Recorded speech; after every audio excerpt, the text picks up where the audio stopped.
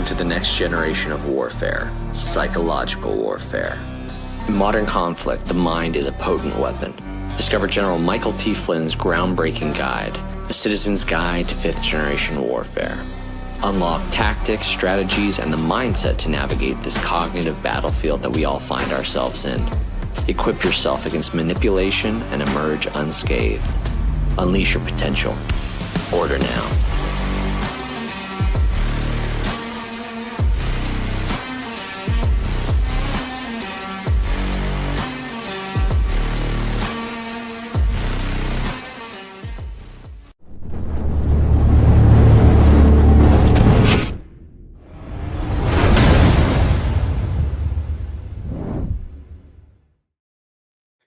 Good evening, everybody. Welcome to the AlphaWarrior Show. The date is January 14th, 2026, because I keep messing up and saying 2025 sometimes, but we are in the year of our Lord 2026. It is Wednesday night, which means it is Operation Gladio night, which means, yes, we are live, because I know somebody is going to ask me about that.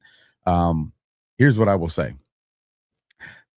You are going to love the show tonight. And then I'm going to say it now. For those of you that are here but don't make it to the end, but I'll also say this again at the end of the show, we're going to be taking Operation Gladio back to 9 p.m. Eastern. So 2100 hours East Coast time is where we're going to be taking Gladio back. And that is starting next week, along with all of the Alpha shows, Monday, Tuesday, and Wednesday. All of them are going to be at 9 p.m. Eastern moving forward for Monday, Tuesday, and Wednesday. To be determined on the other ones. So with that, we're doing part 2 tonight of where we started off last week with the history of narcotics and banking. And that was a great show. So I look forward to the conversation we have tonight. So with that, let's pay some bills, and I'll see you guys on the other end. I'm excited to announce that we're having our biggest 3-in-1 sale ever with a limited edition product, a back-in-stock special, and a closeout deal you won't find anywhere else. So go to MyPillow.com or call the number on your screen. Use your promo code to get our MyPillow bed sheets, only $29.88. Any color, any style, any size, even kings, regular $119.98, only $29.88. Once they're gone for good. How about our My Towels? They're finally back in stock, but not for long. Get a 6-piece My Towel set, regular $69.98, now only $39.98. And for the first time and the only time ever, get our limited edition premium My Pillows. They're made with Giza cotton and designer gusset. Queens $17.98, Kings only $19.98. So go to mypillow.com or call the number on your screen. Use your promo code to get the best offers ever. Quantities are extremely limited, so order now. Science proves that a healthy immune system is the body's first defense against the smallest of ailments to the most catastrophic. Coriolus versicolor is the most sought-after, all-natural supplement for both humans and pets to help boost the immune system. There are over 400 studies worldwide on its effectiveness in humans, including Sloan Kettering Cancer Center, MD Anderson Cancer Center, and now from the University of Pennsylvania School of Veterinary Medicine. Together, we can help reverse this terrible tide now plaguing your loved ones and give them the immune-boosting supplements that they need.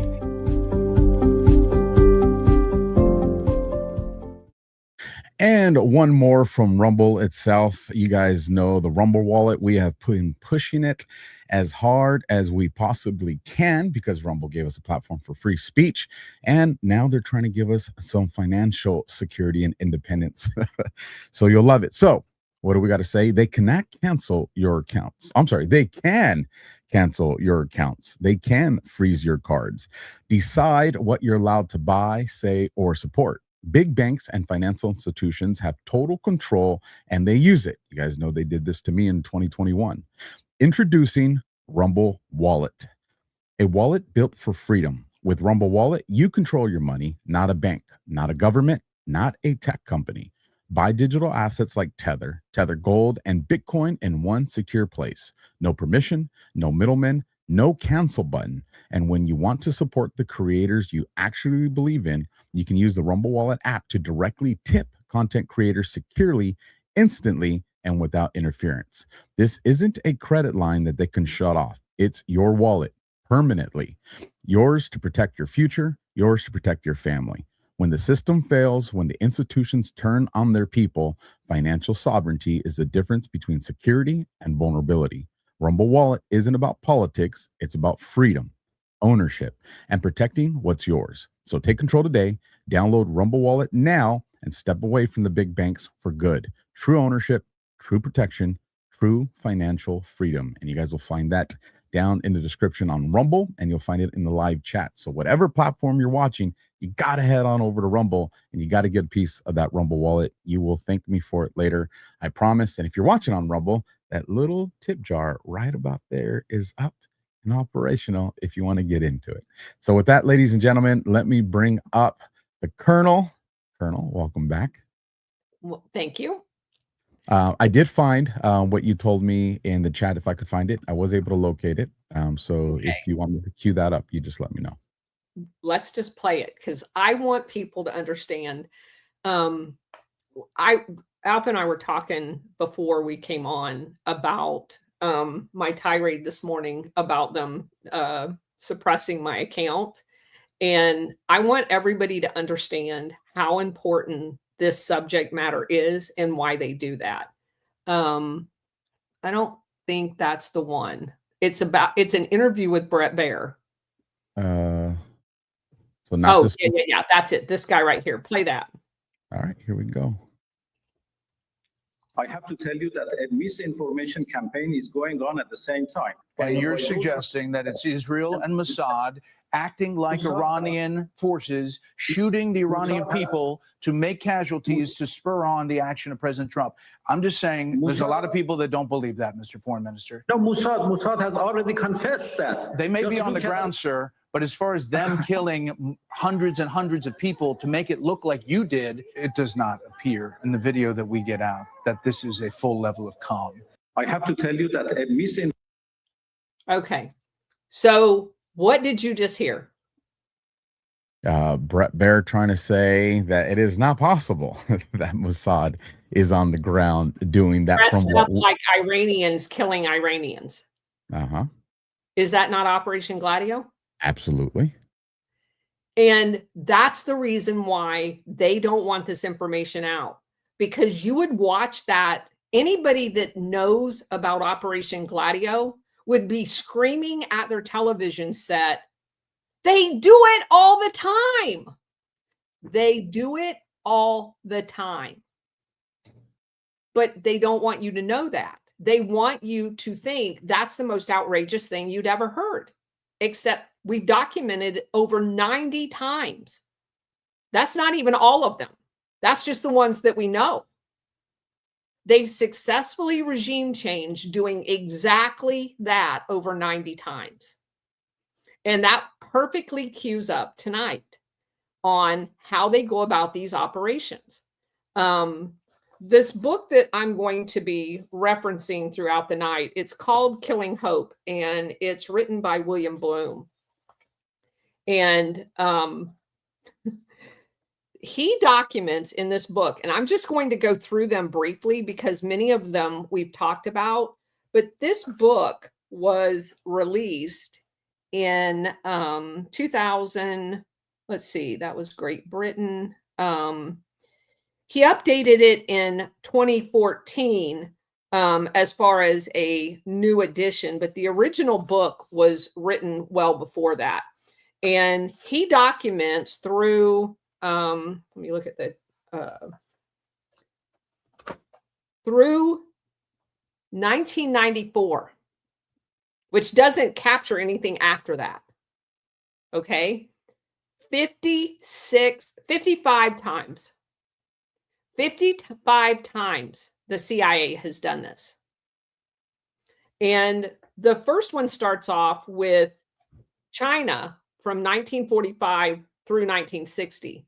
And it talks about all of the things that we've talked about that the OSS at the time at the end of World War II was using Chiang Kai-shek inside of China to fight against Mao, and was actually in some cases working with the Japanese to attack Mao's troops, who was supposed to be working with us.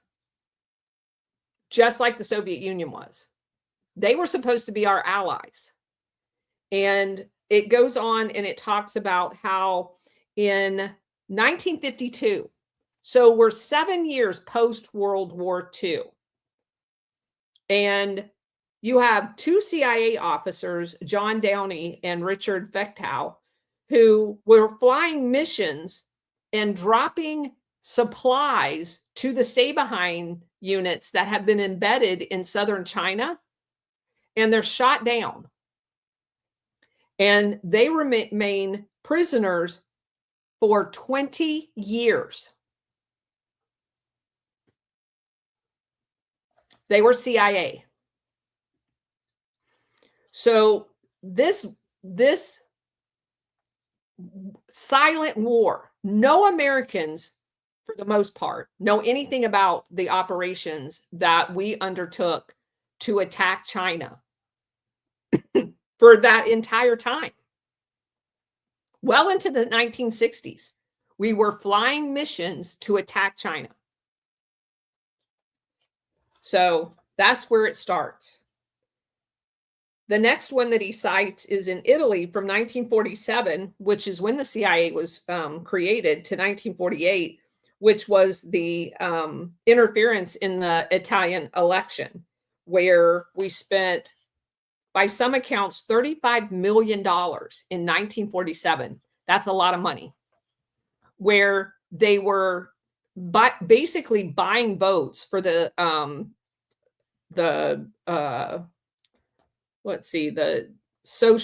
Christian Democrat government. And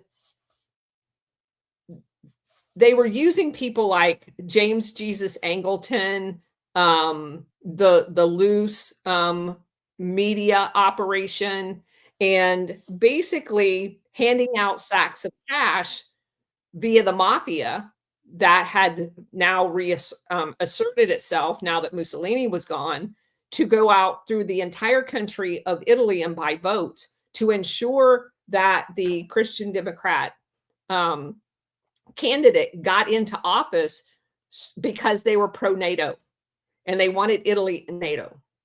So that's the next, and there's mountains of details of how they went about doing that. They were working with literal Nazis post-World War II to do this inside of Italy. As a matter of fact, we're reading a book. It's called, The Devil's Chessboard, which is about Alan Dulles. And in that book, it talks about how the newly formed CIA had created a safe house in Rome in order to put the Nazis in order to use them through their structure, because there were a lot of fluent Italian speakers, because the Nazis had occupied Italy for a while and had been very close to Mussolini. And so they move on to Greece. Greece is very fascinating. From 1947 to the early 1950s, the CIA was there doing what the British started, which was basically seeding Greece with stay-behind units, although he doesn't use those terms.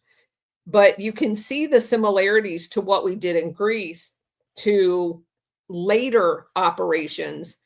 And basically, they were dressing themselves up as communist and attacking domestic populations in order to get them to turn against any relationship that they would have with communist principles. And throughout this book, you understand that the CIA would label anything that had to do with pro-union movements as communist. So the US had they wanted to make lots of investments all over Europe. And the oligarchs, like in the city of London and New York. And so basically what they wanted to do is ensure they had a complicit leadership in charge of all of these countries Number one, to get them in NATO. And then number two, to do international trade with them. And so that's what happened in Greece. And the unions. If I can interrupt real quick, just Sure. on something, I'm curious to your take on this. And I don't know if we might have mentioned it when it was happening in real time, but last year, I believe it was last year. Yeah, it was last year, or it might have been the year before. It's all been blended. When we saw the union leader from the ports on the East Coast, when he said, "Hey, we're going to hold this position, and if it affects people at the dinner table, it affects people at the dinner table." And there were a lot of Americans that were outraged. Do you remember that when the Yeah. whole union and the port things were going on? Yeah. Is that something you think these people are still the puppets of the CIA? Well, here's the disconnect. So there in America, there's an illusion that unions represent their workers. They don't. The unions in America for decades were basically controlled by the mafia. So you look at the longshoremen, you look at the Teamsters. I mean, we went through the book, The Mafia, the CIA, and George Bush. And throughout that book, you understand that the mafia controlled the unions for the use of the pension funds. And they would use those pension funds for illicit activity. In the case of that book, The Mafia, the CIA, they were using them. The Reagan administration, when they first came in, orchestrated a thing called brokered deposits. So the mafia was sitting on a shit ton of union pensions. So they would take like $5 million and put them in a savings and loan. And the brokered deposits allowed the union then to dictate who those funds was loaned out to. So they're going to get paid a return on the $5 million in interest, but they also got to dictate what those funds were going to be used for and who could they be loaned to. So if the Teamsters steward, who was their financial controller, said, "I'm going to deposit $5 million into your bank, but I want you to loan 1 million of those dollars to this particular company and 1 million to this company." Every one of those companies was controlled by, it was either a CIA front or someone associated with the mafia, and they would do land deals, and that money was loaned out, and then it never got paid back because it was either not collateralized properly, it was not recorded properly. And so basically the unions in many cases was not made whole at the end of the whole, because it ended up costing American taxpayers, with all of the defaults of over the 100 savings and loans that collapsed in the 80s. The American taxpayer was on the dime for $200 billion that they had basically embezzled. And so it is not unlike what we're seeing right now with all of this fraud. It's not fraud, it's money laundering. They are taking our tax dollars and debt from the Federal Reserve. They get paid for interest on the increased debt. The bankers do that own the Fed, because we don't own it. And all of that money is being laundered into these front companies, daycares, trucking, whatever. And it's out there to do whatever they want with. You've got sacks and sacks of money being flown out of the country in Minneapolis. It's a money laundering operation. It is not fraud. And when you understand that, which is why they don't want you to understand any of what I've been talking about, you're able to see the 30,000 foot look of what's going on today. And every single one of these things is filled with it. Every story. So we moved from Greece in 1947, that went on till 1950.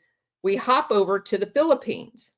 This operation started during World War II, and continued throughout the 1950s. And basically what they were doing in the Philippines, they had CIA. And again, all of these stories of today, like the Las Vegas had a tie to Philippines, Oklahoma bombing had a tie to Philippines. There's so much nefarious activity going on in the Philippines, which is why it's so important to control who's in charge of the Philippines. And the Philippines is where all of the Golden Lily gold from World War II was that they were extracting.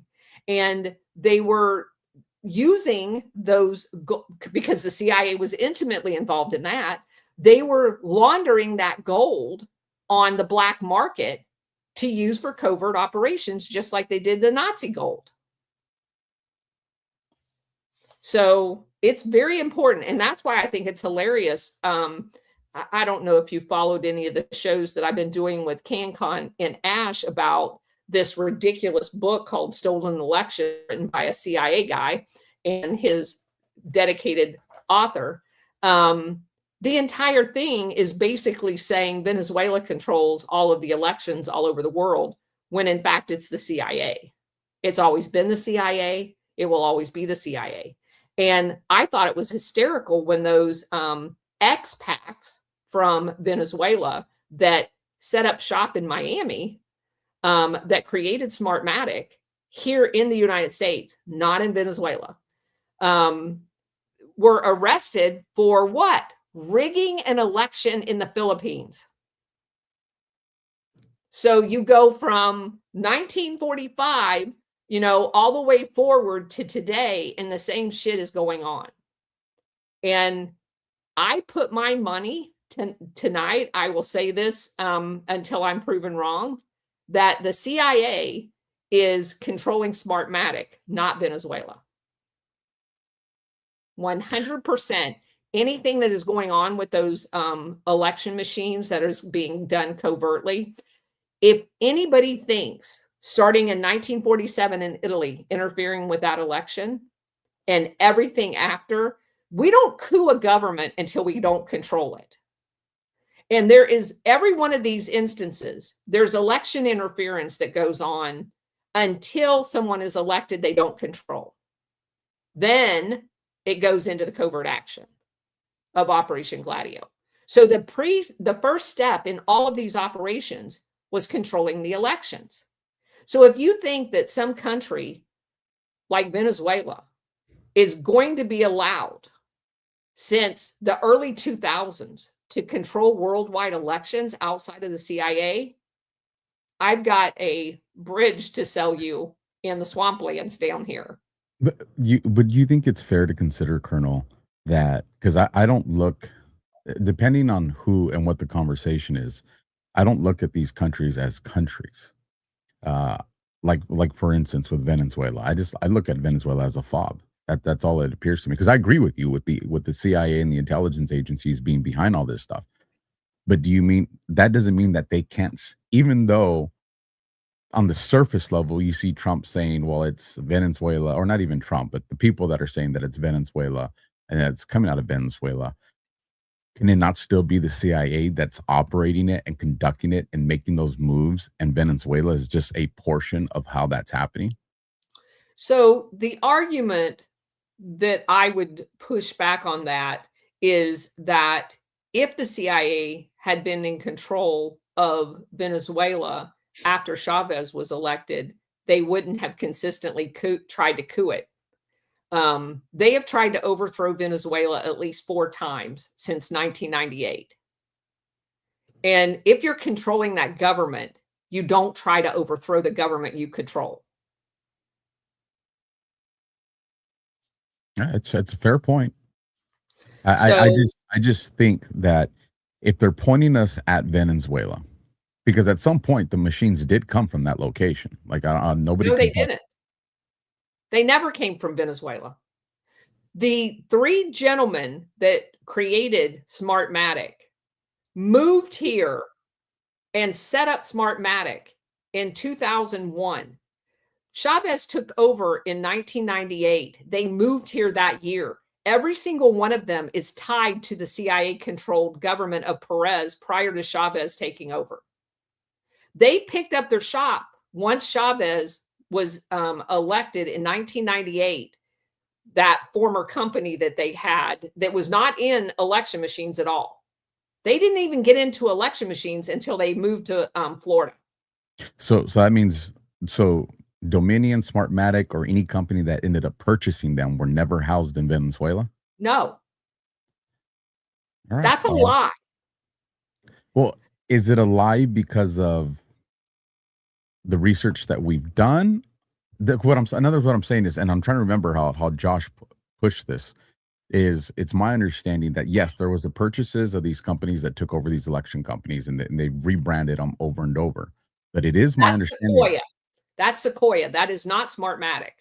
Okay. Well, maybe it is Sequoia. Maybe I'm confusing the two, but it regardless of whatever company is it, an election company, because it would still play into our elections, that at some point there was a root company that was operating out of Venezuela. But it was not ever operating out of Venezuela. Well, and not to use words, but operating existed, that at some point it was. No, they had software that these three guys were computer programming type people. They lived in Venezuela under Perez. They went to school in Venezuela under Perez, not under Chavez. As soon as Chavez was elected, they moved to Florida because their families were from the elite families that had been in the drug trade and all of that nefarious shit that goes on in countries ran by the CIA. So when they picked up, and not Smartmatic, the first time Smartmatic was formed was after they moved to Miami. And here was the funny thing. So if you look at the dates, they registered their company in Delaware, even though it was in Florida. And they did it almost at the same time. And they were new people. How did new people know to register their company in Delaware while they're sitting in Florida if they weren't being coached? Exactly. So they set up that shop in Florida and they get into the election business, supposedly miraculously after this hanging Chad in the 2000 election. So I don't think the hanging Chad was some weird coincidence. I think the hanging Chad was the impetus to push for electronic voting. And these guys just happen to be sitting in Florida and decide to create this election company called Smartmatic in Florida. Now, does that mean that so are you saying created it from scratch, or they bought a company, called it Smartmatic? They created it from scratch. Gotcha. Okay. Supposedly with technology that they had come up with while they were in Venezuela, but there's no proof of that. And they bought a bunch of slot machines and tried to turn them into election machines. I mean, it's a whole story. What we discovered last night when we were doing the book, Stolen Elections, is that the real weird company isn't Smartmatic. It's Sequoia. Sequoia was in the United States, in California. And then weirdly enough, it gets bought by a company in Ireland, which I thought we didn't want foreign companies owning and no one complained. There wasn't a CFIUS process, nothing. And then another weird company in the city of London bought it at a loss. They lost like $7 million a couple of years later, just a couple of years and all, and so they buy it. And do you know what they do? They print all of the passports and currency for over 140 countries around the world. They are directly tied to MI6. So that company, then this is Sequoia. It gets sold to Smartmatic. So if there's any nefarious software in Smartmatic, I'm going to say it came from Sequoia after it resided in Ireland in the city of London, and then comes back and gets bought up by Smartmatic. So then, if I'm tracking, and shout out Breadmaker, just gifted 5 subscriptions. Thank you for that. Anybody that drops a Rumble rant, if you do, I'll be reading those at the end of the shows. If you got any questions for the Colonel that you want us to address, or myself, we know, and this comes from Sheriff Darleaf, and I believe it was one of his attorneys, or it might have even been one of the ones from the DA's office that released that information, that they're trying to get, to I would assume the president. They're trying to get it up the chain, where they had the emails from the people in Serbia that were communicating with people out in Michigan. Yeah, it was Michigan. That's where the Gretchen Whitmire is out of Michigan, Yes. right? Yeah. So you had the tie from Serbia that came over there. Now that was Dominion on that one. So Yep. Are we looking at different entities? And when I say, obviously, I know everything comes, because when I say, this is just me, when I say CIA, I'm referencing all the intelligence agencies, because to Yes. me, they all operate together. Correct. Just for anybody that's new to the show. And when I'm referencing countries as well, I'm referencing the governments, not the peoples, before anybody sends me any nasty grams on that as well. So are we looking at different countries that were all involved in interfering with our elections with this? Because obviously we know we have it coming out of Serbia. If we're looking at Sequoia, that later on was purchased by Smartmatic. And when I say different countries, I'm trying to peel back the layers of the onions. You get what I'm saying? If you ask me, the organization that has people in all of these countries that were involved is the CIA.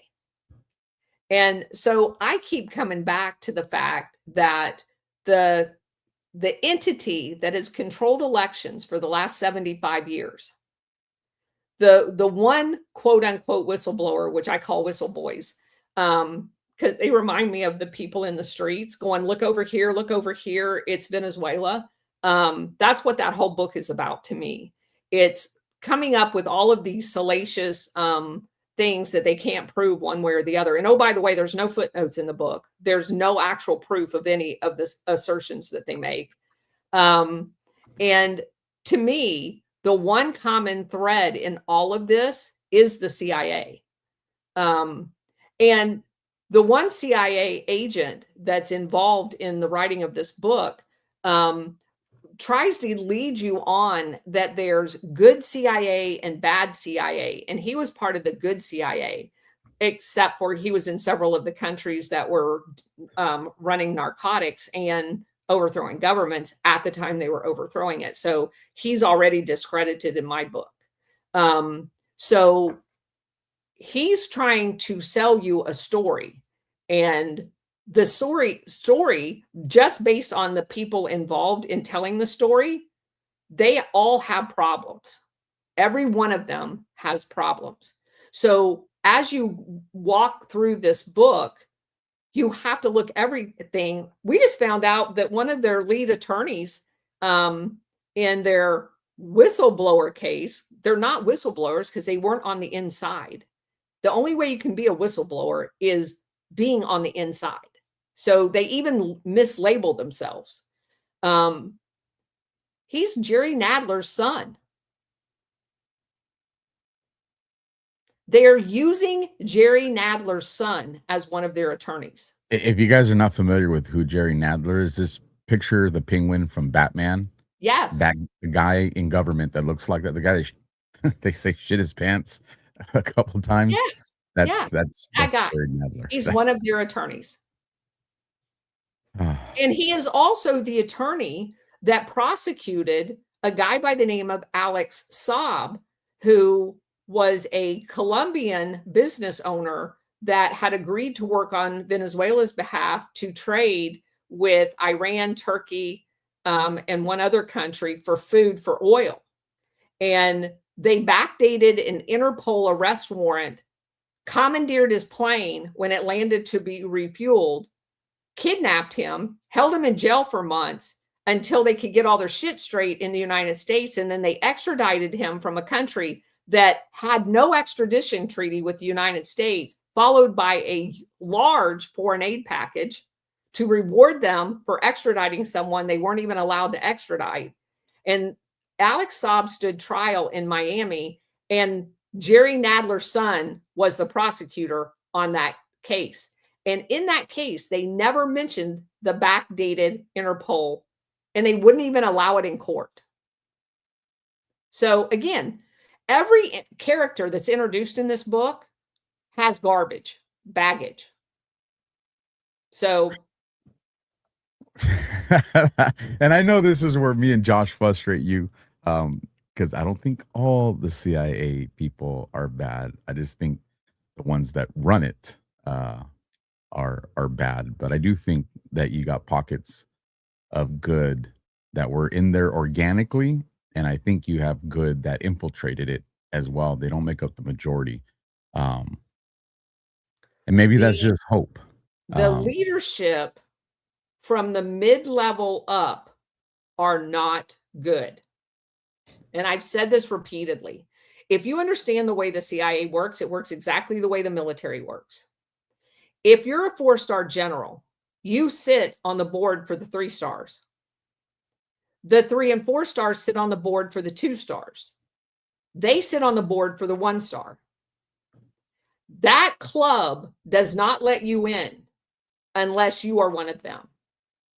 And now, I completely agree with that. That's the way the CIA hierarchy works. And I agree with that. And the only thing that I would push back on that, Colonel, is the good guys know that too. And that's why I've made this statement. I know people are not fans of me when I say it on Spaces. I don't know if I've ever said it on a podcast. We have good people that the only way they were able to infiltrate into the positions that they did was they did things that they're going to take to the grave with them because of exactly what you're saying. Yeah. They are not going to bring someone into the club that they don't trust. And the only way they're going to trust people is if they've seen those people do things that would otherwise be seen compromising. Now, to what level those people took it and did, we'll never know. That it will never be documented on paper or anything like that, or maybe just the bad people will know. Because you can't take an institution down if you don't infiltrate at its highest levels. And I know people, because the pushback I've gotten from that is, well, then they're no longer good. And I mean, I get it. I understand that you're not wrong when you make that statement. But at the same time, if these people are going to compromise their soul, to help humanity, then I mean, they are paying a price that I would say 99.9% of the world wouldn't. And there, to your point, I think the out is not that the top echelons of the CIA is not bad, but I do believe that there will be people that will try to save themselves, even though they've been bad. They're not good. They're not white hats. They didn't infiltrate the organization, but I think they'll see the writing on the wall and want to turn state's evidence before the hammer gets finally swung and hit the CIA. Oh, I agree. It's my opinion. That's what Comey is. It's my opinion, guys like Brennan, that these people are bad, but when they realize there's no out, they're going to sing, but they're not going to, like you said, they're not singing because they're good people. It's self-preservation. Right. Yeah. All right. Moving on. Korea, 1945 to 1953. Of course, we know that included the Korean War. And I've talked ad nauseum about the fact how the Army and the CIA, the Army using CIA's intelligence, went through all of the southern area that was occupied by the U.S. Army, because we had the southern part and the Soviet Union had the northern part post-World War II to get all of the Japanese out of it. But what we were doing in the southern area prior to the beginning of the Korean War in 1950 is we were killing all of the nationalists, all of the people that had been in there and had fought for decades against the Japanese occupation. We wiped them out. And the intelligence the CIA was providing to the Army was that they are not nationalists, they're communists. And they're not going to allow us to do what we want to do in here. So they have to go. They would raise it. I mean, they burned entire villages in the South. And this was before the Korean War started in 1950. And then they seeded stay behind units in the North. And part of their agitation was dressing up like the Northern people and killing them, pretending those people were from the South, and in order to initiate the Korean War. So, and just to that point, to anybody that's one, I would say, if you're new to the show, go watch Operation Gladio from the very beginning. And it's a long way to get to here, but how we get here is just as important as being here. But if this is the first time you're watching, or if you only seen a few episodes and you're just like, this doesn't seem possible. If you're conservative, they did it to us on January 6th. yes. They dressed up as MAGA. They dressed up as patriots. And we know right out of the gate, these were color revolutionary operatives. This was CIA. These were contractors. So if they did it here, they absolutely been doing this around the world. Correct. And we've covered most of this through those. But also, if you are new, on my homepage, my profile page on X, there's a link to a box, like a Google box, that has every program that I've ever done. We did an around the world tour where we went country by country in very much detail that I'm just kind of skimming over. But I want to spend an entire show just telling you how large this operation is, because I think it's critical to understand the magnitude of what we're talking about and some of the tactics that they use to do it. And that clip that we played at the beginning makes a lot more sense when you understand that this book depicts up until the 1990s, 54 times we did it. We did it a lot after that too. And by we, I'm not talking about America. I'm talking about the CIA. But to the rest of the world, the CIA represents America, unfortunately. And that link's in the pin post, correct? Yes. I don't know. The pin post, I think now, is that video of Gladio 101. I think it's in my profile. If you click on the see more, it should have a link to it. Let me bring it up because I want people if it's not there, I'll have to have Bridget put it back because it was. Yeah, I don't see the box link. But in the pin one, you have the appbox.com, Gladio space. Oh, yeah. That's it. Okay. So right here, folks, at Colonel Towner on X. And then on the pin post, you'll see it right there, that very first link. Yeah. Yeah. We did an around the world tour at the very beginning. Okay. So we talked about Korea. The next one in the book is Albania. Albania happened from 1949 to 1953. And that was an interesting one as well. That's where the CIA, thanks to Frank Wisner, had created stay behind units there in order to rile up Eastern Europe in a rebellion. And unfortunately for the CIA, all of their stay behind units, it appeared that the Soviet Union was one step ahead of them on every single one of them, and they basically all got massacred. But Frank Wisner continued doing this throughout the Soviet Union, despite the loss of all of the people that were They did it in Hungary, they did it in Romania, and those people were slaughtered. But it didn't deter him. He just kept doing it. Okay. What's crazy Germany. I was just going back to the guys you're telling us about, Downey and his partner. When they got taken, how do you say it? FECTAUW. That guy. Or AEU, sorry. So when Downey and him got captured, and I was reading on their stuff while you've been teaching us, is it says that the CIA director at the time, Walter Bedell Smith, on December 7th, interesting date, contacted Downey's mother, and they just lost them. So they told them that they were presumed dead.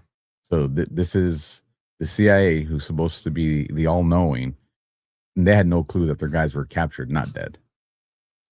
Well, at Well, least that's what they're that was the saying. story. That's Because the if they story. said that they were captured, they're going to have to explain what they were doing. And their aircraft that was supplying the rebel forces in South China was, number one, it wasn't authorized to do. And number two, they were shot down inside of China where we Well, weren't supposed to be.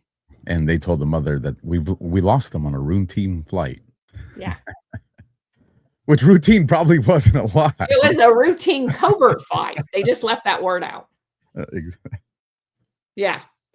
So in Germany, in the 1950s, they did a bunch of nefarious stuff, including terrorism, dressed up like the communist. It talks about, let's see, explosives, arson, short-circuiting electrical power stations, terrorizing shipyards, a dam, canals, docks, public buildings, gas stations, shops, radio stations, outdoor stands, and public transportation. Just rabble-rousing over in East Germany, trying to provoke the Soviets. In Iran, we've talked about Mossadegh multiple times in 1953.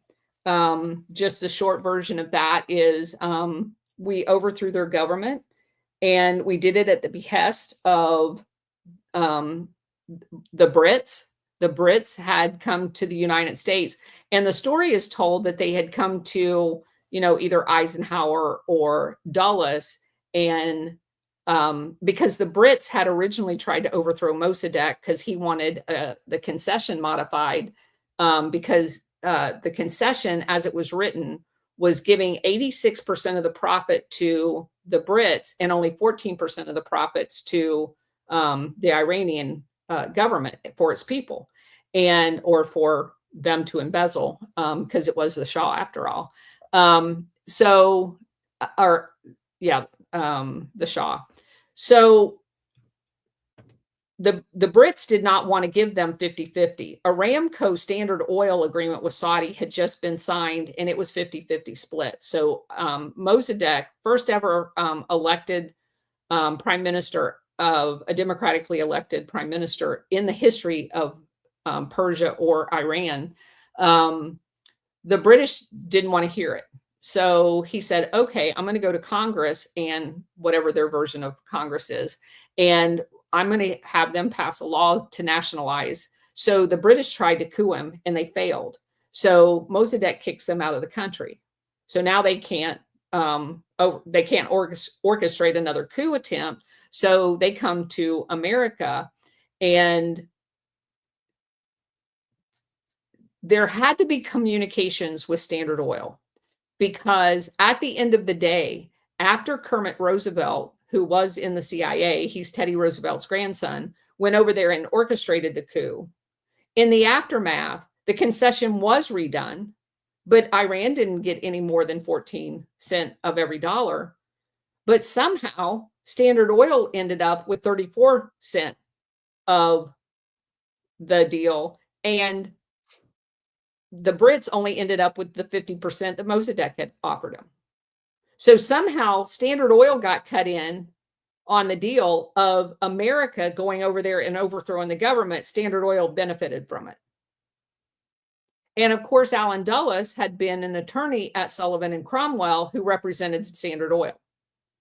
And that was my first clue when I was reading this, that there really is, in fact, an international syndicate. There is people that the CIA does not work for the American government.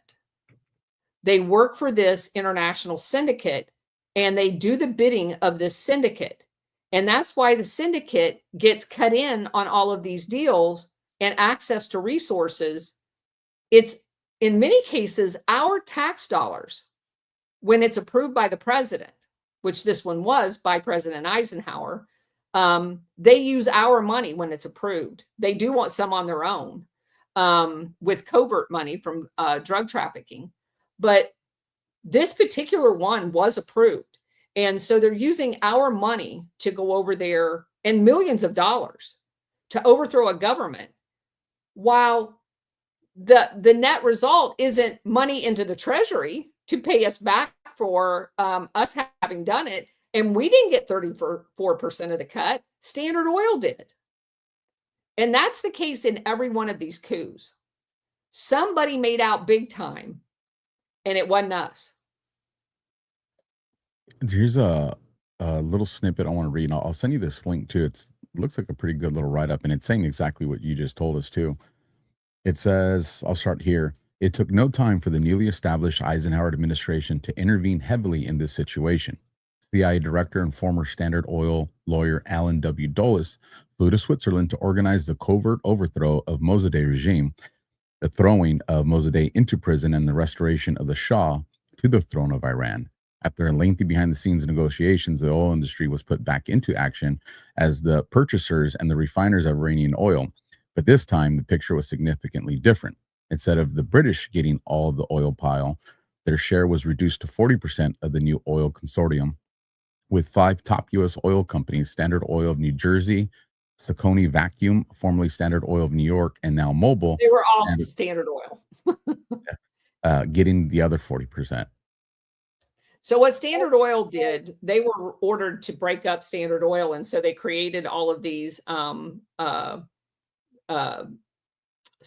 companies, but they all had the same board members. So it was just Standard Oil with a different name.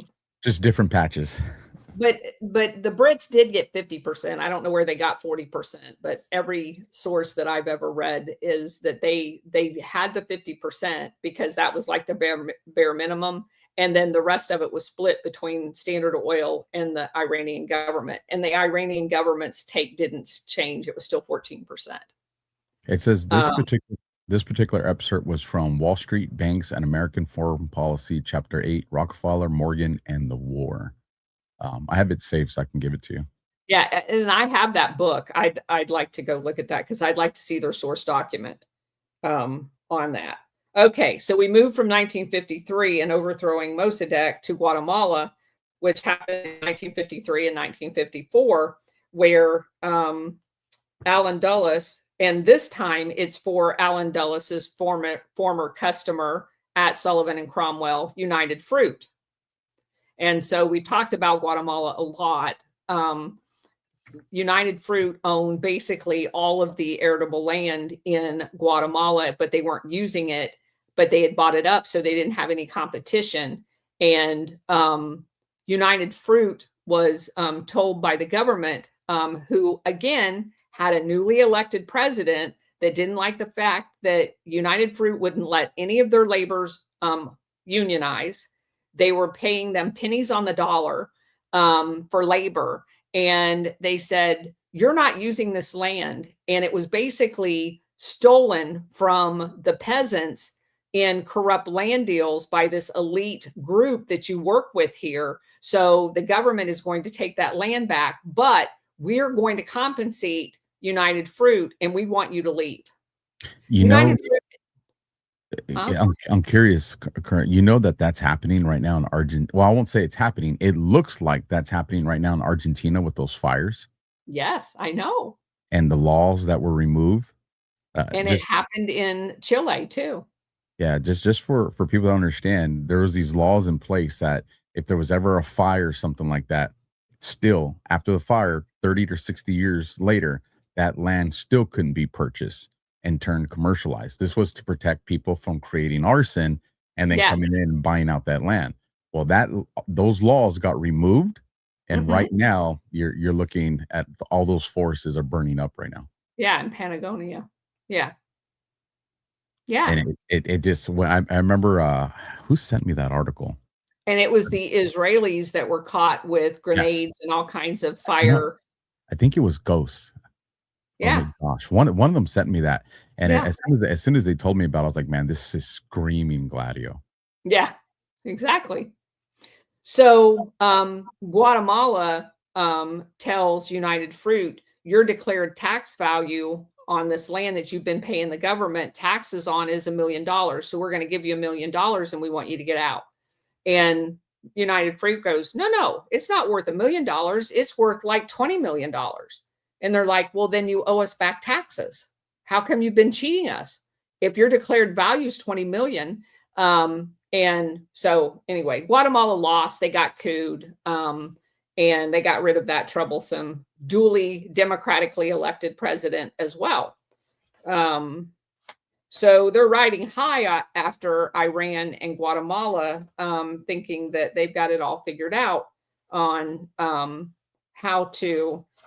And I wanted to read this one part. United Fruit's publicity office circulated photographs to journalists of mutilated bodies about to be buried in a mass grave as an example of the atrocities committed by the Arbenz regime. The photos received extensive coverage.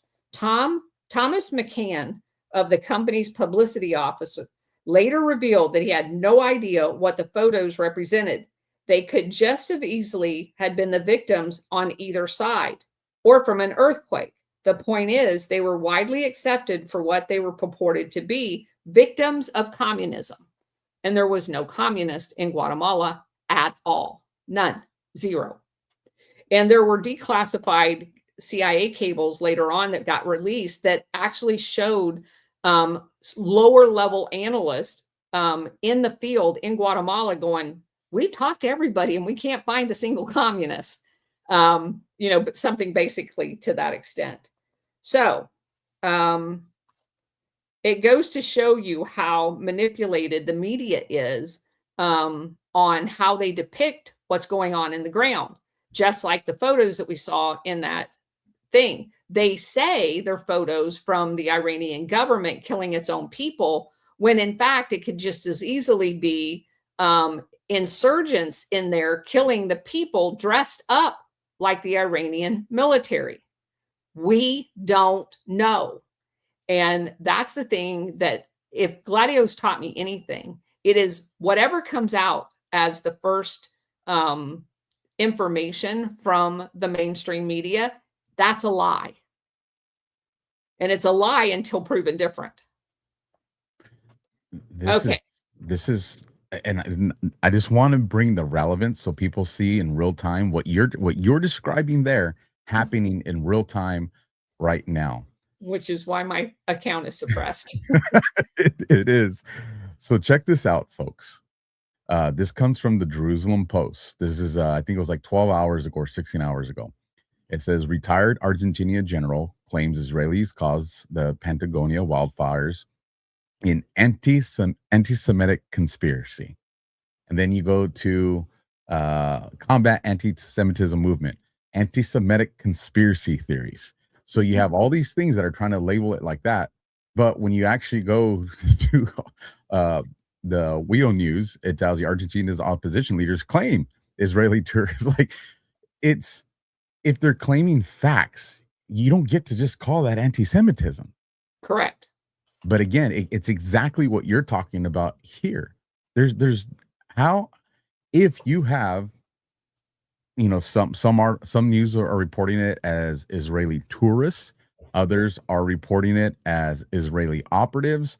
But if you have these people, one or the other, and you have locals, and you have formal people or even retired government people that are saying this is who they are, if that's not anti-Semitism. No, it's facts. It's facts. And it's crazy because the second somebody comes across that headline, they're going to discount it. Oh, that's all that is. And they're not going to read the story. So that, I was telling Alpha before the show that there's some language that you can put in Grok to get it to tell you if your account is being suppressed. And mine was like 2 pages long of all of the things that I've said that suppressed my account. Do you know what one of them was? My use of the term international syndicate is anti-Semitic. So wait a minute. You are making the assumption that my term is applicable to only Jewish people? And I have repeatedly, on purpose, explained the international syndicate is called the international syndicate because it includes everybody. And it's a crime syndicate. Mm-hmm. And so it was so telling that you can use something as broad of a term called international syndicate, and the support team at X is going to automatically assume that's a mask for Jewish people, which is the most insane thing that I have ever heard. Are there some Jewish people in the international syndicate? You damn well bet you there are. But there's just as many other people. The entire city of London, the entire Wall Street, the bankers, the industrialists, all of them, they're all in it. And here's a news flash for you. They're not all Jewish. They're not all Christians. They're not all Muslims. There's a little bit of everybody in there. Got the Vatican. You've got the Vatican. It's so crazy. John Bowles, who's watching on X right now, says, I think United Fruit was also known as Chiquita Bananas. Yeah, I think Chiquita Bananas was afterwards. Yeah.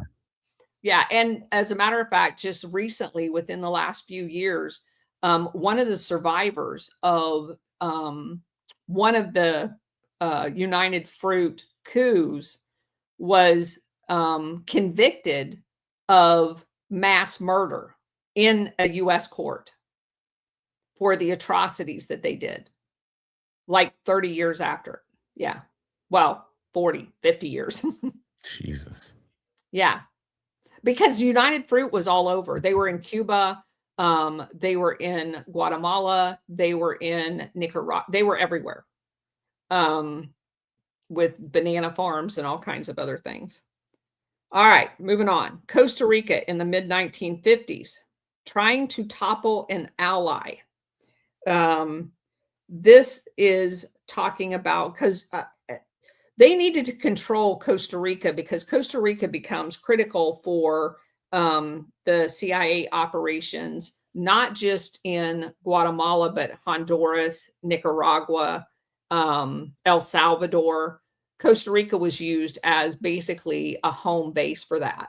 And so they were basically trying to interfere in the elections. And of course, you know, under the guise of, oh my God, they're going to elect a communist there.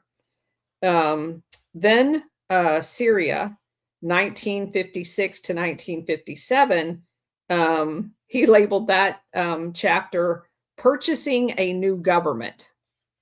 And John Foster Dulles was involved in that. Alan Dulles was involved in that. And that basically kicked off the ongoing Syria disaster for, you know, the next 50, 60 years. Middle East from 1957 to 58, the Eisenhower Doctrine claims another backyard for America. And basically it says that in 1957, the US Congress approved a presidential resolution, which came to be known as the Eisenhower Doctrine. This was a piece of paper like the Truman Doctrine and the Monroe Doctrine before it, whereby the US government conferred upon the US government the remarkable and enviable right to intervene militarily in other countries. With the stroke of a pen, the Middle East was added to Europe and the Western Hemisphere as the America's field of play. The resolution stated that the U.S. regarded all as vital to the national interest and world peace, the preservation of independence and integrity of the nations of the Middle East, which basically means You have no independence and you have no integrity, and we're going to do whatever the hell we want. Yet during this very period, as we have seen, the CIA initiated its operation to overthrow the government of Syria. It says that Wilbur Crane Evelyn, the Middle East specialist working in the CIA at the time, had been present at a meeting at the State Department 2 months earlier, called to discuss the resolution. Evelyn read the draft, which stated that many, if not all, of the Middle East states are aware of the danger that stems from international communism. He would later write, I was shocked. Who, I wondered, had reached this determination of what the Arabs considered a danger? Israel's army had just invaded Egypt and still occupied all of the Sinai Peninsula and the Gaza Strip. And had it not been for Russia's threat to intervene on behalf of the Egyptians, the British, French, and Israeli forces might now be sitting in Cairo celebrating Nasser's fall from power. And so basically they just used it as a carte blanche to go over and do whatever they wanted. And the first country to sit in their crosshairs was Syria. Then we moved on to Indonesia in 1957 and 58. That's when our first attempt, which was not successful, of overthrowing the Sukarno presidency. Frank Wisner was in charge of that and created the operational plan to go in and try to overthrow the Indonesia government, but they failed. However, during a bombing run, CIA pilot Alan Lawrence Pope was shot down and captured. And it just so happens, even though they're not allowed to fly with any CIA identifying credentials, he did. And they immediately knew that they had captured the CIA asset, and they knew that he was attempting to overthrow the government. We'd later go back and do it anyway. We'll get to that one in a minute. Western Europe, 1950s and 60s, fronts within fronts within fronts. This whole chapter talks about the Cultural Freedom Committee and how basically they were setting up fronts all over Europe, Western Europe, to influence and have capability under NATO. And in the book, it even has Operation Gladio. Nice. So it talks about how Operation Gladio was part of the Western Europe infiltration to control who got elected president inside of NATO countries.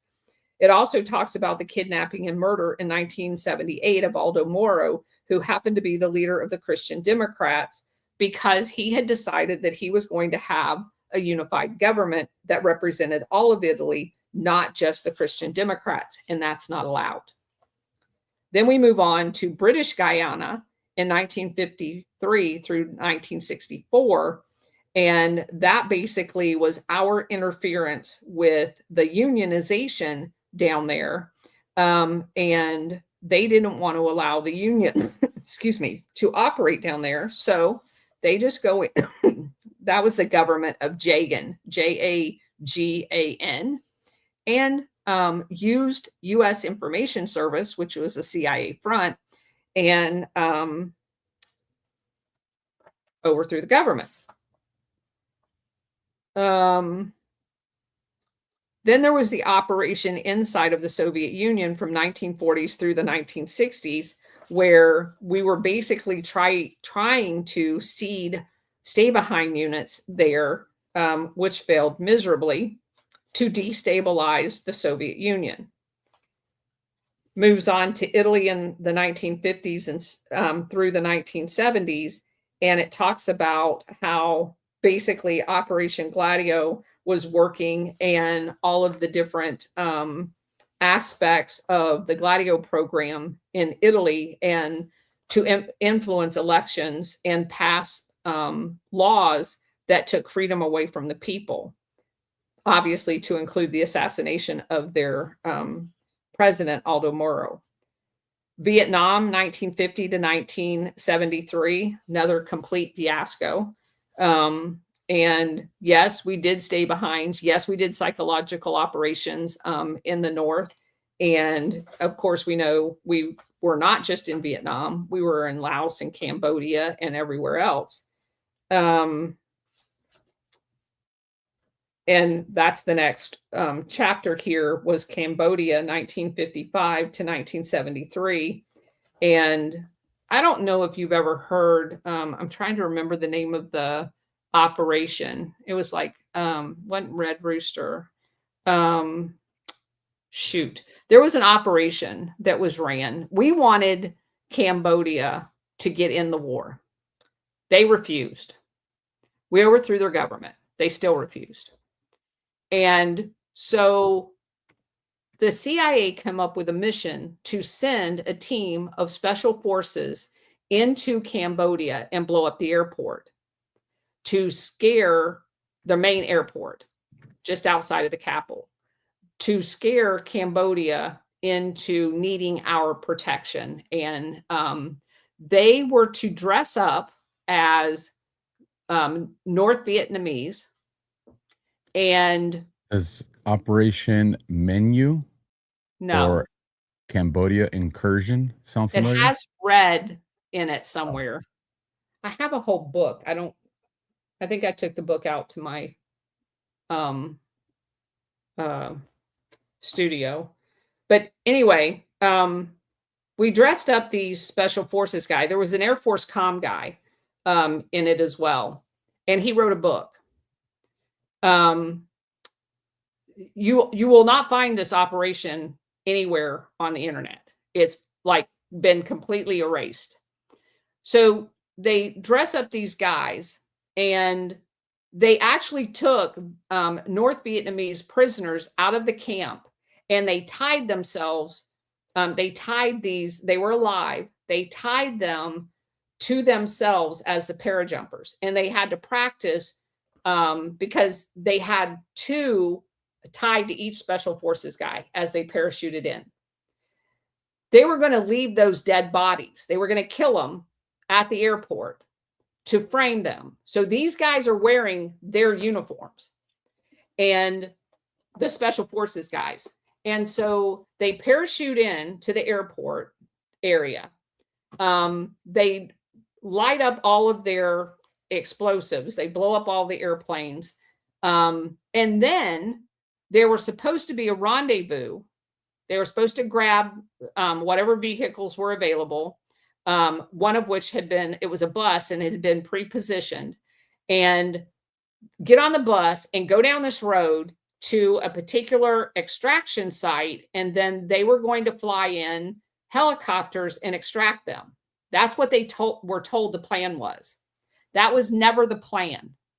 When they got to the extraction site, the CIA had a sniper team there to kill them. They were going to kill our own special forces. So they all survived. Maybe one got killed. But anyway, the majority of them survived. So now they're trekking through Cambodia and people are looking for them. And as they got closer to the border, there were North Vietnamese in there and they got captured and they got tortured. Some of them got killed in that camp. Two of them made it out. The majority of them were killed. And the Air Force comm guy was one of them that made it out. They actually got a hold of an Air Force C-130 while they were on the run. And the C-130 guy, they had a one-star general on it. And they basically, I don't remember the whole story, but they tried to arrange a helicopter going back to the home base. They called them and said, hey, your team has been set up. And they tried to arrange a rescue of it. And the Army colonel that was in charge of this whole thing that had been read in by the CIA that they were going to eliminate his special forces team, went along with the whole thing. And he basically said at the end of this guy's story that he was going to get promoted out of it, knowing that they set the whole thing up. But two survived. Somebody will sell their souls. It might be called Red Khmers, also known as Khmer Rouge. It's because it looks like it mentions like the parachuting, the airport, and all that, but it says it was tied to a larger war. Obviously, it looks like they're trying to deny it. You know. Yeah. It's interesting. Yes. I was dumbfounded by that. That's one of the most horrific of the last 3 years. That's probably the most horrific one I've seen, where they actually were willing to sacrifice an entire SOF team. But it's not like that didn't happen in Afghanistan. That is the truth. Yeah. Okay. You got me on a mission to find the actual official name of this. I'm going to find it. I'll run out there. I'll send it to you tomorrow. All right. Moving on. 1957 to 1973, Laos.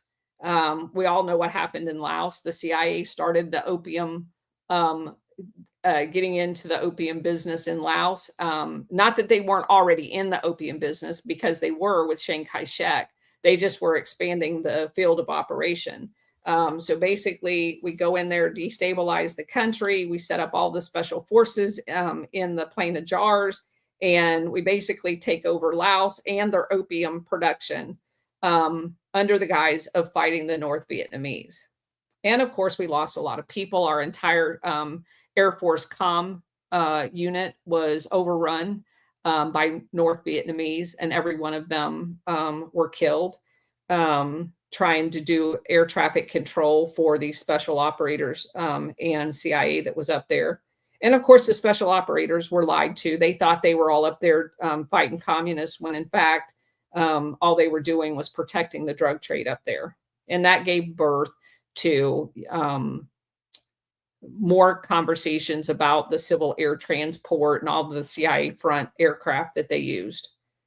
1959 to 63, we go into Haiti, overthrow the government.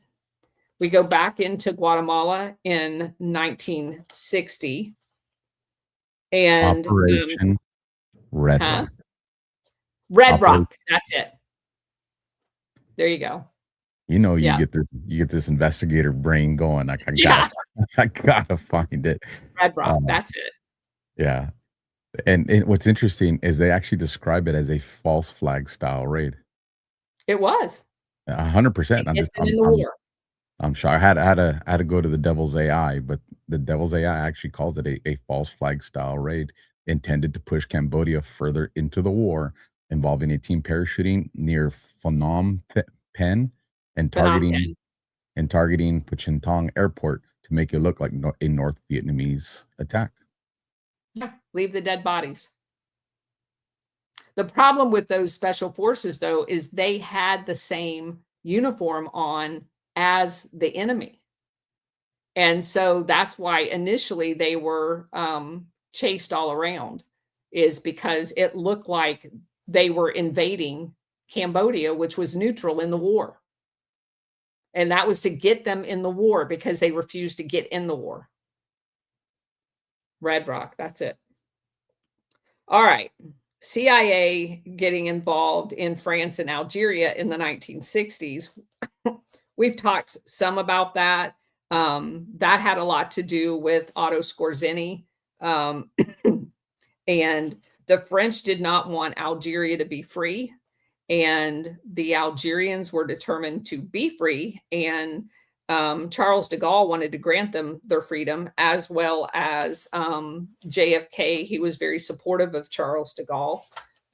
They eventually did get their freedom, but there was a lot of people killed as a result of that. And Operation Gladio operatives were all over that operation, embedded all in Algeria under the tutelage of Otto Skorzeny.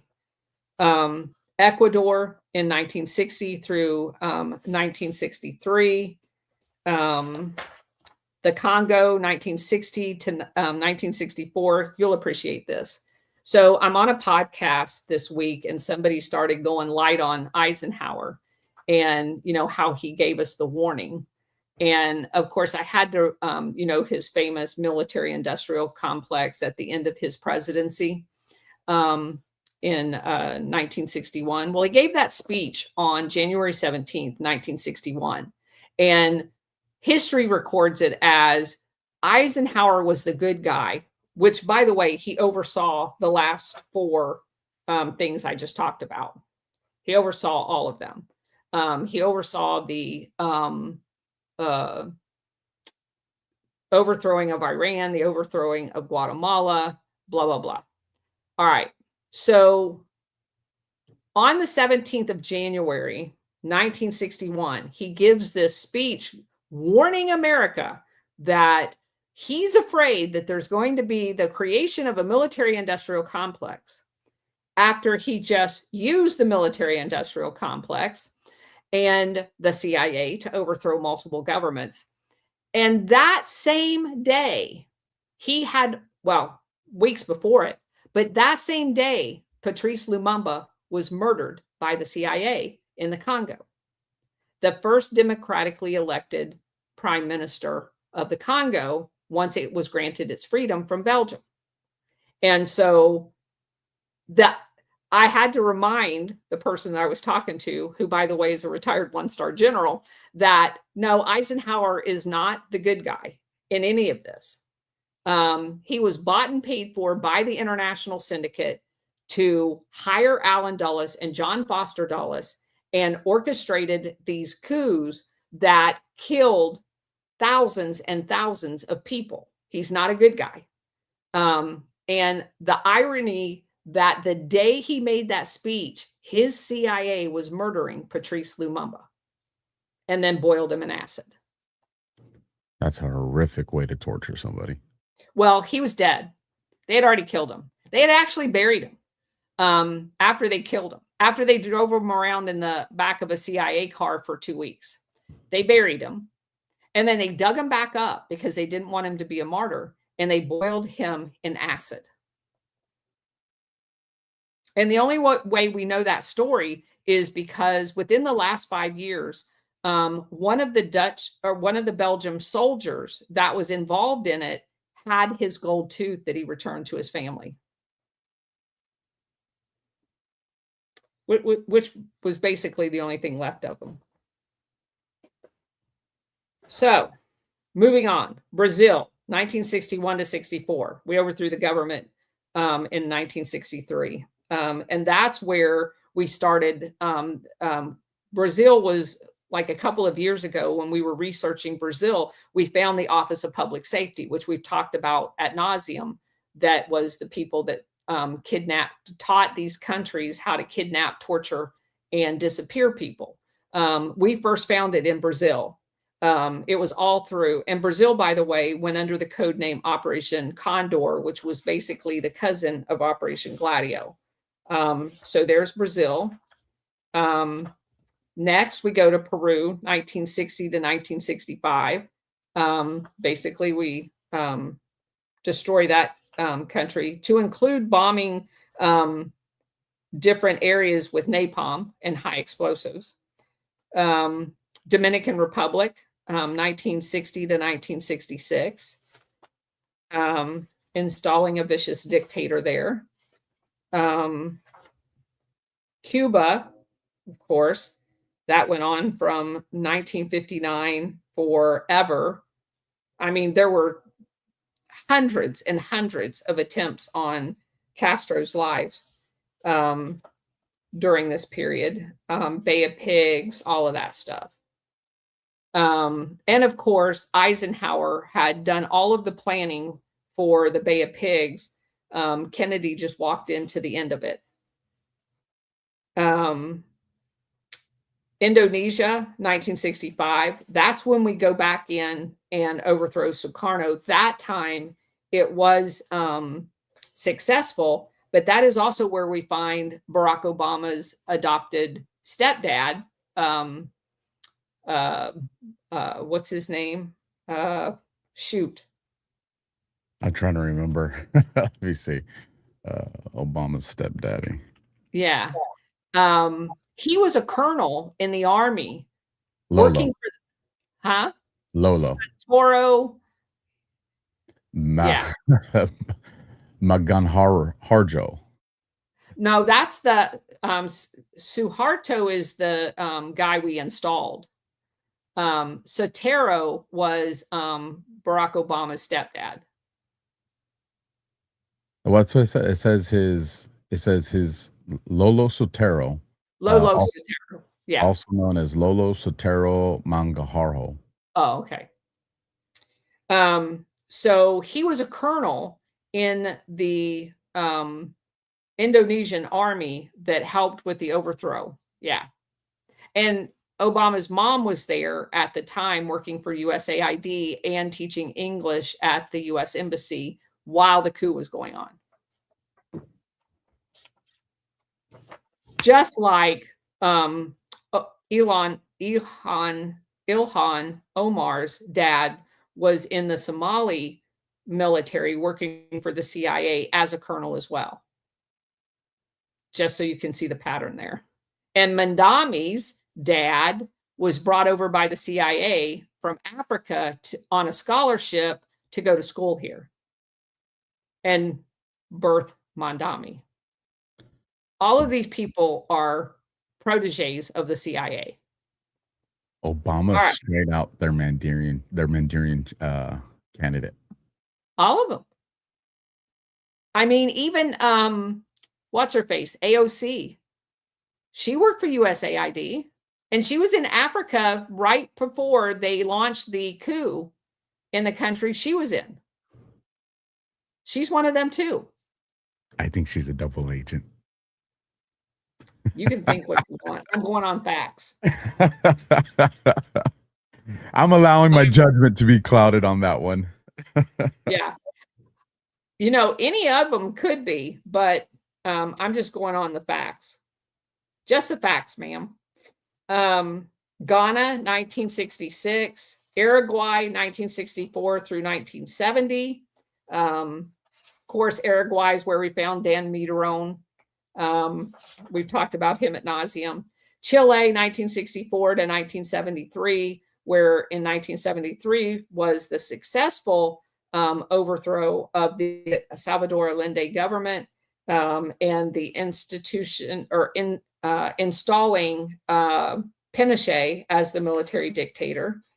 Let's see. We're back in Greece in 1964 through 74.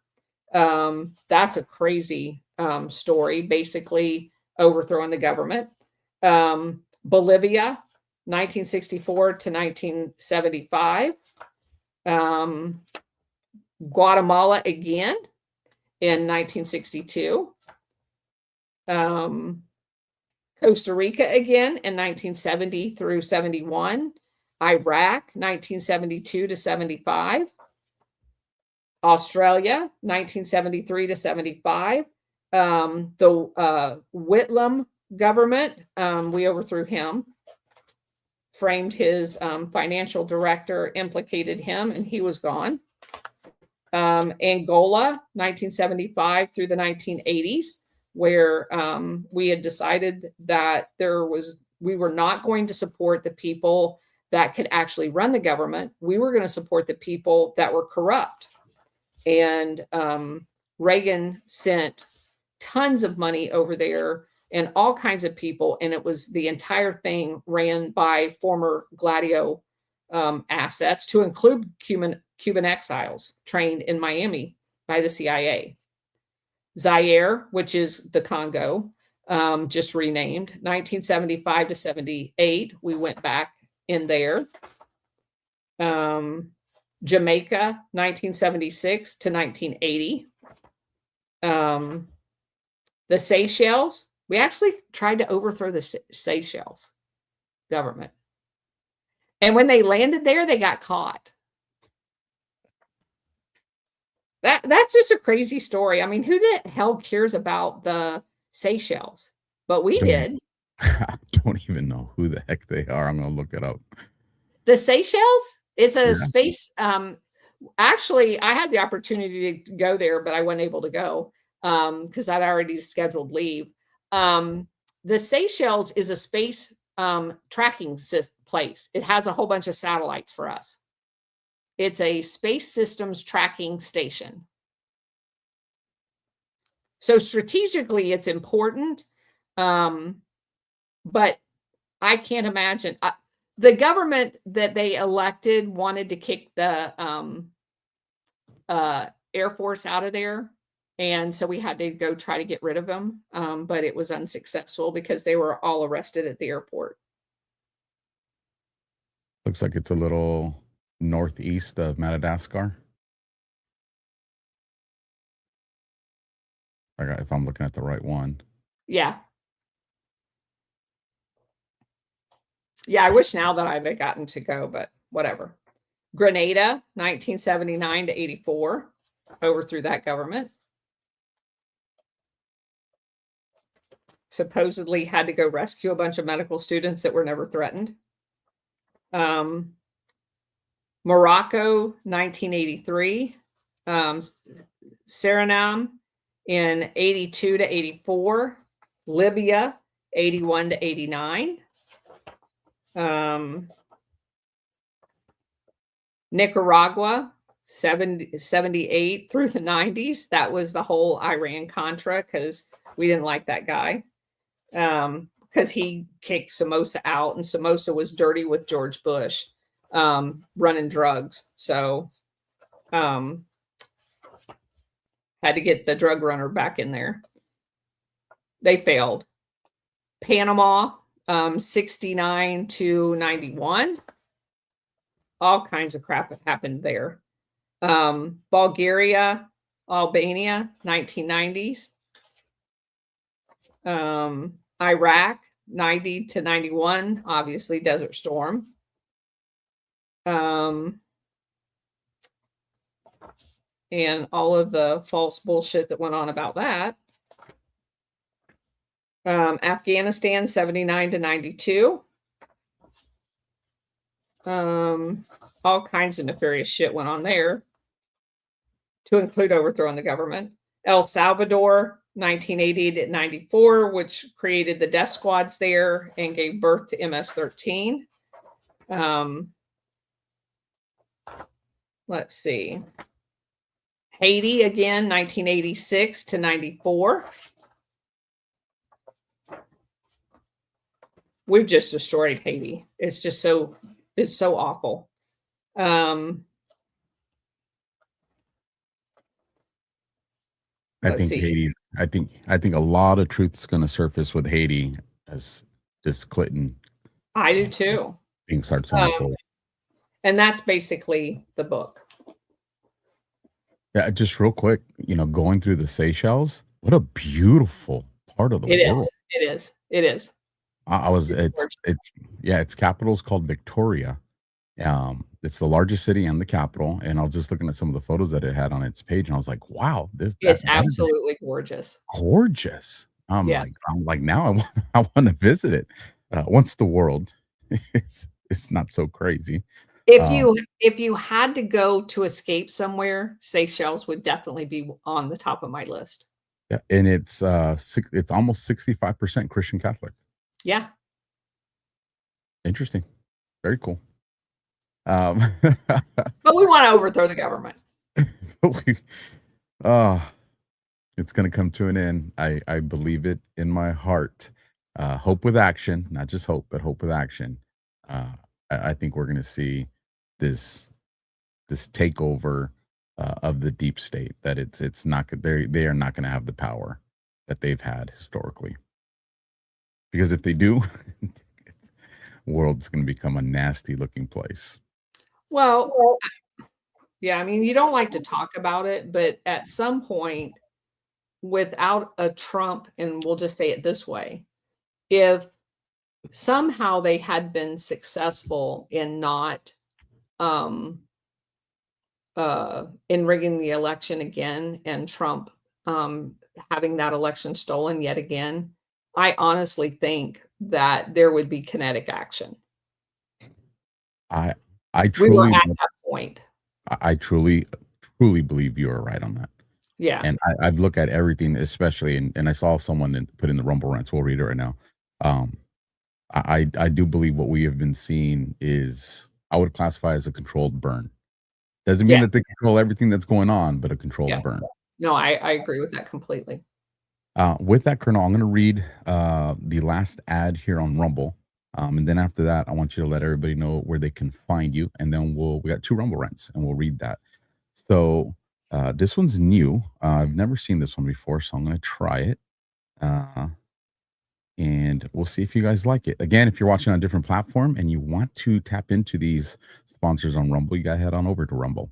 So, have you seen the stock market lately? It's absolutely booming under Trump. The market ended up just shy of 16% last year. Gas prices are down, inflation is getting under control, and since Trump took office, our nation has collected over $230 billion from tariffs. That means there's a massive opportunity to profit from the growth of American companies. But you have to know what you're doing. You have to know what's really going on in the market and ignore the legacy media's lying narrative of doom and gloom. Their fear-mongering is deliberately trying to prevent you and millions of patriotic Americans from taking advantage of all the actual growth we're seeing under Trump. I'm liking this so far. So if you want to find out what's really happening in the markets, then check this out. On January 19th to the 23rd, Mark Wilburn of Neos Capital, NEOS, is hosting a free 5-day online training called the Zero to Trading Boot Camp. I love the word zero and free. This free event is designed to take you from knowing nothing about trade stocks to placing your first trade in just a week. Mark is a stock market expert whose picks have led to the returns of over 200%. He has a knack for demystifying the stock market so everyday Americans can learn how to profit from it. People like Randy, who said, quote, "The Zero to Trading Bootcamp is an amazing program. Your financial life can be forever changed." So if you're looking for ways to benefit from this booming Trump economy, then click the link in the chat or scan the QR code now. This is over here on Rumble, folks. So following the show, whatever platform you're on, head on over to Rumble, find the AlphaWarrior Show, and that link will be in the description and in the chat. And again, it's free. You can never go wrong with free. So with that, here are our another Rumble rant just populated. Let me read these, Colonel, and then I want you to let everybody know where to find you. First one coming in, $5 from I Am Nuke Mag. Read Alpha Substack for where we are in 5th generation warfare. And I'll drop that link in the chat for you guys. Thank you for that, Nuke. Dollar for dollar coming in from G Fontes 119. Standard Oil was split up into 34 separate companies in the 1911 Supreme Court antitrust ruling. And then again, dollar for dollar from Nuke Mag. Get some rest, brother. A tired soldier is not a happy soldier. Well, that's one of the reasons we'll be shifting Gladio and all the other shows half an hour earlier starting next week. So just remember that if you guys missed the beginning of the show, next week, 9 p.m. Eastern is when we'll be going live with Gladio and the other shows. So with that, Colonel, where can people find you? And you got anything coming up? There's always something coming up. You can find me at Colonel Towner on X, the Substack. Just go to the on Substack, it's called the Colonel's Corner. On Rumble, it's called the Colonel's Corner. We do a show Monday through Friday at 4:00, and basically we go through books and learn what our real history is. And then I collect all that information and bring it to the show. That's kind of the cycle that we do. So I don't have anything like extraordinary coming up. There's a couple of new shows that I do with Tommy's podcast. We've been doing them about once a week.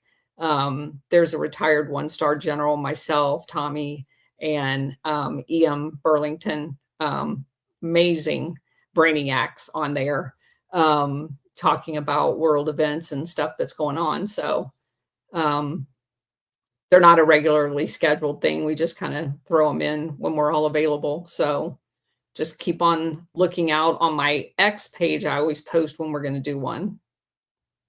Well, one thing I will say, this is a real easy call to action, folks. And this is for all the family we have watching the show from the X community.